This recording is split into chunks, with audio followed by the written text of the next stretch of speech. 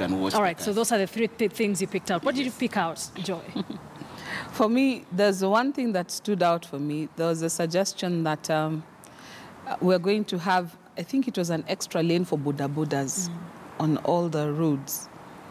And like Mark Odingo, I'm wondering, okay, if you're thinking about boda bodas as the way out for the youth, we don't really have a vision, a big vision for them. I also noted that there's a suggestion to increase the funding to the counties to, I think, 45%. 45%. And at the same time, there is the promise of the free secondary education. And at the same time, there's the promise of increasing the maize yield. But in the entire manifesto, there's also the provision that we are going to lower pay. And I'm wondering, how then are we going to pay for all this?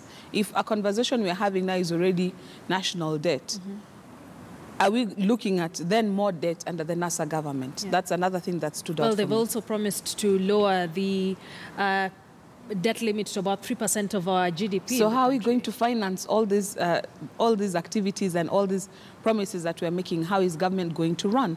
Because there has to be somebody who has to crunch the numbers. The other thing that stood out for me was in regard to secondary education. So we say by the 1st of September, there'll be free secondary education for everybody in Kenya. So how exactly are we going to finance this? Parliament will not have sat. There's no budget that will have passed. How is it going to be done? By executive order, by fiat? How are you suggesting to move this forward? So when I read the manifesto, you could tell it was a pie-in-the-sky manifesto where we are describing what we'd like to see in Ethiopia, but I don't think a lot of process was put into the how question. Because a manifesto, in all honesty, is supposed to be telling us, when you get into government, this is what you expect. But promise me something realistic. This is something we've been saying with the Jubilee 2013 manifesto. Some of the things that they were promising were surely, it was over-ambitious. And now that is biting them because the scorecard, because the scorecard is against that. So some of the things NASA is offering, it will be impossible for them to do because the law is against them, the Constitution does not allow. Changing the Constitution is not as easy as all that. And at the end of the day, do we have the money to even get into another referendum to create jobs for 3 people?